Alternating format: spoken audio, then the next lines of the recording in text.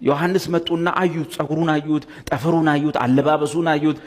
ገብቷል? አዩትና እንዲፍጥጥ ብሎ ሲያው ሲንጠራሩ በላዩ ሲያው ዋው አንተ ምንድነው የሚሉ አገልግሎት አቤት ካፉ የሚወጣው ሲሉ ዮሐንስ ምን ልታዩ መጣችሁ ሲያይ ማንም ትኩረት አልሰጠም። መሲህ መሐላቸው እንደቆመ ምን ልታዩ ነው የመጣችሁ? የሚወዛወዛውን ሸምበቆ ያ ቃል በማግስቱ ስብር እንደሚል የሚሻላችሁ ማን ነው? እነሆ የዓለምን ኃጢአት የሚያስወግድ የእግዚአብሔር በግ መካከላችሁ ቆሟል። በመካከላችሁ ነው ያለው። ለዚህ ወደ ማን ጠቆማቸው? ያፈጠጠበትን ሁሉ ወደሱ ወደ ኢየሱስ።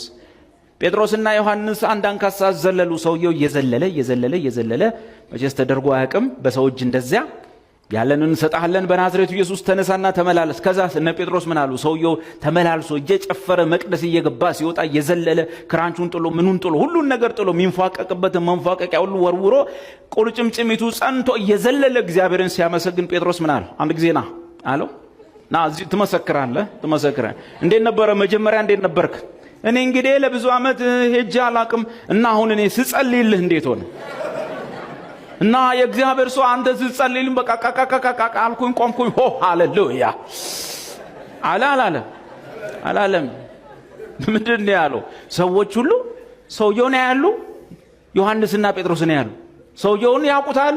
ስንት ዘመን እዛ መቅደስ ጋር ሆኖ ሳንቲም የለመኑ እነ ጴጥሮስን ያያሉ። ሰውየውን ተውና ጴጥሮስና ዮሐንስ ላይ ጠጋ ከስር እስከ ላያቸዋል። ጴጥሮስ ምን አለ? ቅባቱ ነው አለ፣ ውፍረቱ ነው አለ።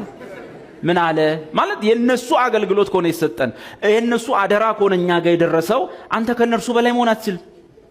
ምንድነው ያለው? እናንተ የእስራኤል ሰዎች ሆይ ስለምን እንደዚህ ትኩር ብላችሁ ታዩናላችሁ? ባጭሩ ምንድነው ትኩር ብላችሁ አትዩን? ማንን ትኩር ብለው እንዲያው ፈልጎ ቀጥሎ ምን አለ? ይህ ሰው እንደዚህ ደና ሆኖ የሚመላለሰው በእኛ ጽድቅ ምክንያት መሰላችሁ? መድኃኔዓለም ጭራሽ እኔ አላለም። እኔ ከጸለይኩል በኋላ አላለም። እስቲ አሁን እኔ ልክ እንደዚህ በቃ የብርና ወርቅ የለኝም በናዝሬቱ ኢየሱስ ተነሳና ተመላለስ ስል ምን ተሰማ? እስቲ ሰው እንዲሰማ አላለም። ምንድን ያለው? እናንተ ሰዎች ይህ ሰው እንዲህ ደና ሆኖ እንዲመላለስ የሆነው በእኔና በዮሐንስ ጽድቅ ምክንያት መስሏችሁ ነው ወይስ እኛ ልዩ እግዚአብሔርን የምንፈራ ሰው መስሏችሁ ነው? ይሄን ነው ቃል የተጠቀመው። ይህ ደና ሆኖ የተመላለሰው እናንተ ሰቅላችሁ በገደላችሁት እግዚአብሔር ግን ከሙታን ባስነሳው በናዝሬቱ በኢየሱስ ስም ላይ ባለ እምነት ይህ ሰው ደና ሆኖ እንደተመላለሰ በእናንተ ዘንድ የታወቀ ይሁን።